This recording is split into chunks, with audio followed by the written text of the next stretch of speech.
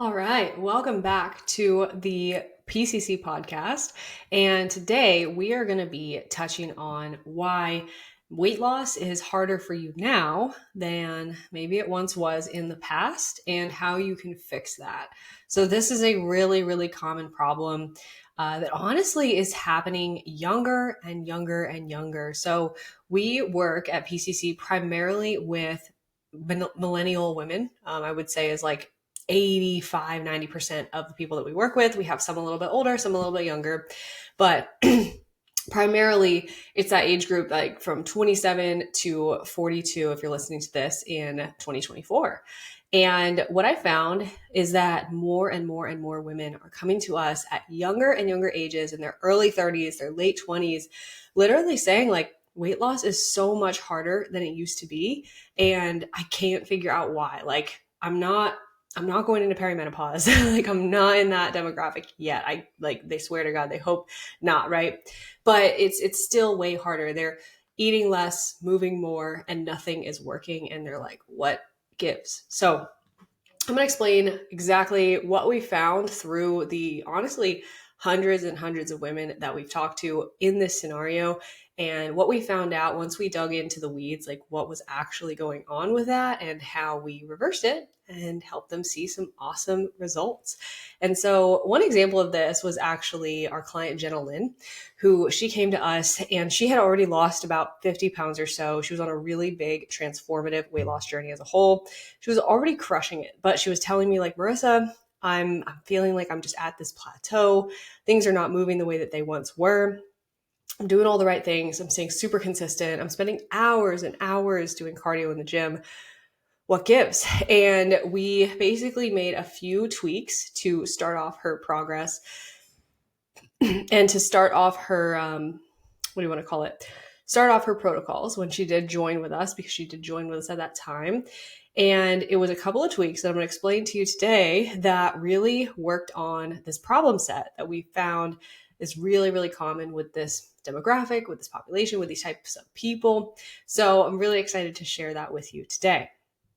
And so this might be you, feeling like I'm doing all the things and nothing's working. And it's especially not working like it once did. So you've got this history with dieting. You've done Weight Watchers, MyFitnessPal, tracking calories, 1,200 calorie diets. Maybe you've done the Whole30. Maybe you've done Atkins. Maybe you've done keto, low carb, whatever it is. There's a lot of those. And maybe more recently you've experimented with Noom. Maybe more recently you've even looked into weight loss drugs like semaglutides, Ozempics, Wegovy's, even phentermines and oral weight loss drugs and pills. Maybe you haven't gone that far, but if any of those apply to you, then this is definitely probably up your alley of what's going on. And it can often feel like your body is becoming more and more not only resistant to weight loss, but much easier to gain. So you're feeling like puffier on the day-to-day, more bloated, really, really tired. Like you're supposed to be, you're supposed to feel good when you eat healthy, when you exercise, but you're exhausted. You're running on freaking fumes. You cannot get enough sleep to save your life. And sleep is typically one of the things that goes in this situation as well. And most importantly, it just kind of feels helpless. It's like, what's the point of doing all this if I'm going to feel worse and worse as a result? That's a very, very common thing, is where we tend to switch into this like all or nothing mentality of like, well, I'm either going to find something that's like really extreme, that'll probably get me there, but then won't be able to keep up with it. Or, I'm just going to do nothing because like this is almost too exhausting to pursue at this point. And so if any of those and all of those apply to you and resonate with you, then what you're probably dealing with is a case of metabolic downregulation. Metabolic downregulation is simply when your metabolism is not functioning, is not running at the speed or at the caliber that it should be, that is optimal for you. And this is the product of all of the diets and all of the things that we've been putting it through up to this point. And so I'll kind of explain metabolic adaptation is just simply an adaptive, innate process within us that is built in for originally survival mechanisms.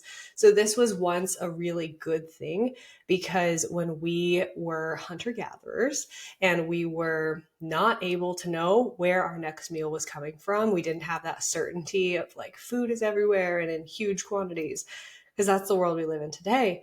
But at one point it wasn't that, right? We had to hunt, we had to gather, we had to forage and find. And so metabolic adaptation from an evolutionary perspective is really good for us, because then it kept the human race alive through famines, through droughts, through things where we couldn't get the resources and the nutrients that we needed to survive. And so essentially metabolic adaptation is the effect of our metabolism, the processes that make that up, which is a very complex set of hundreds and thousands of processes in our body. It's not one simple screw that just turns. But over time, these get more efficient and they adapt to actually match the energy intake that we're getting. So if we're only eating 1,200 calories a day for a period of time, we will initially lose weight. But at a certain point, if we just keep doing that, our metabolism will adapt to the point where our body is efficient enough to where it's not going to lose weight on that amount anymore. Because if you think about it, if this mechanism didn't exist, then at some point we would wither away into nothing. Like we would literally be able to diet ourselves into oblivion. And we don't see that happening, right? We don't see people actually disappearing off the face of the earth because there's no tissue of a living organism anymore. Like there's a stopping point. And this is because innately our body will turn off processes that maybe aren't as necessary in times of quote unquote starvation. And so, for example, if you've ever lost your period from eating really low calories, or if you were an athlete growing up and you were practicing all the time, playing games, always active, and for whatever reason you lost your period, this can come from a state of low energy availability. This is actually a huge problem in women's sports, named REDS, the acronym Relative Energy Deficiency in Sport. You can look that up. It's a whole issue in and of itself, because sometimes like that can be brought about not even from conscious awareness, just from the demands of the sport. But separate issue for a separate day. Your period, technically reproduction is very important to the human race. However, if it's a means of survival, your body will turn that off for the sake of conserving energy, because a menstrual cycle takes up a lot of energy from the body. And so it's little things like that, whether it's that or it's the amount that you fidget or you talk with your hands, or just the additional little things that we're doing subconsciously that add up throughout the day that expend energy, our body will naturally tamper back. And we don't even realize these things, but it leads to us being less active, moving less, and our body's not having all the full function that it should. And that's a big part of the reason why we feel really crappy. Another example of this is if you think about a marathon runner or an ultra marathon runner, somebody who runs, 25, 50, 75, 100-mile weeks. And if you put that person next to me and you said, okay, go run 5 miles, that person is going to have quite an easy time running 5 miles. I, however, on the other hand, I do not run regularly. It is not something I practice. I could make it, and I'm proud to say that, but I would be tanked for like days. And so for me, because my body and my metabolism, my energy systems are not adapted to that stimulus, I am going to burn a lot more calories relatively. I'm going to use a lot more energy, and it's going to be a lot more effective in creating fatigue and creating an energy deficiency in me than for an ultra marathon runner, because their body is very adapted to this, and it's going to take less effort, less energy for them to do that same amount of work. And so that's what happens when we diet and we do lots and lots of cardio. With metabolic adaptation, it's two-sided. It's nutrition and it's our movement efficiency. How many calories we burn, how much energy we burn doing particular activities, we get more efficient at that, which is why at some point just doing cardio is kind of a dead end. So, that is metabolic adaptation in a nutshell. And so the problem here is that we have not been taught anything other than eat less, move more, restrict your calories. It's calories in, calories out. This is one of those things that makes calories in versus calories out more complex, if that makes sense, right? Because if it's calories in, calories out, but now our calories out has adapted down a lot, what are we supposed to do? Are we supposed to eat nothing? Are we supposed to just cut our calories to nothing? That's not possible, right? And so the only way you can go from a really, really low amount of calories is up.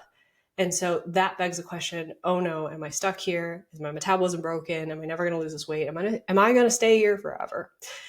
And what we see is this is where people come to us and they're like, I'm doing everything and nothing is working. And this is where people really turn to those pharmacological solutions like Ozempics, Wegovy's, that honestly, like those drugs are appetite suppressants. So all they do is they make you eat even less. And so most people who are running weight loss drugs are eating like 500 calories a day. And the degree of metabolic adaptation is just getting worse. So the consequence of getting to this point is we become more desperate for a faster solution. We're more prone to putting weight on because think about it, when your metabolism is down here, it's running on, 1,200 calories a day.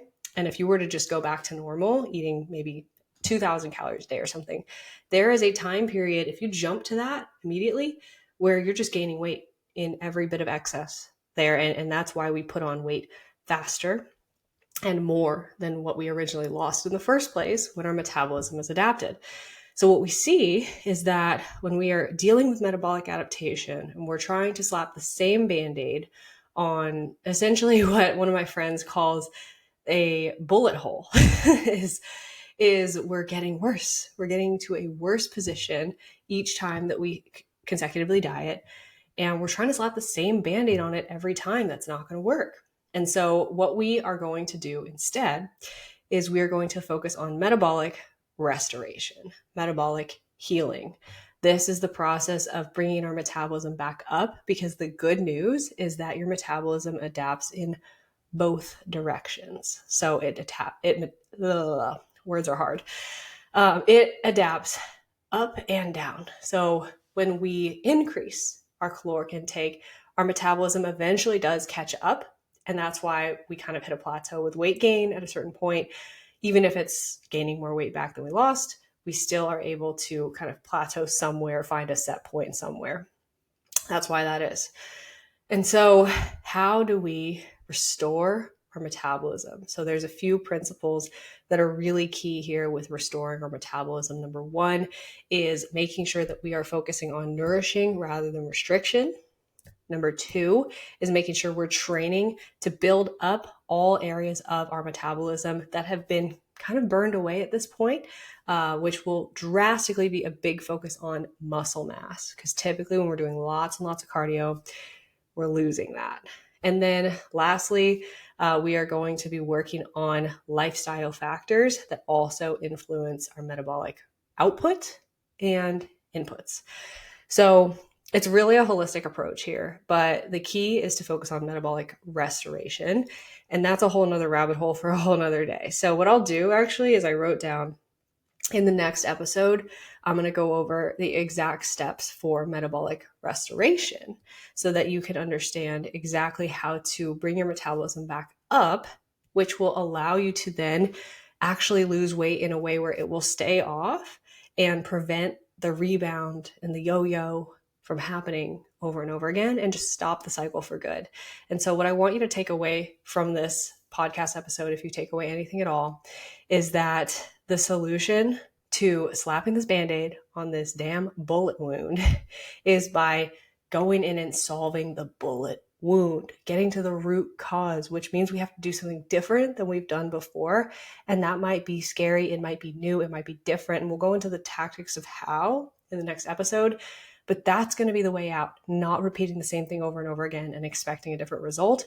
That's the definition of clinical insanity. So that is all. That is metabolic downregulation, metabolic adaptation in a nutshell. Next episode, we'll talk about metabolic restoration. And that is, in a nutshell, what we do here at PCC, help women to end this cycle for good. So if you're interested in learning more about that, you can absolutely send me a message on Instagram, my email. It's all in the show notes.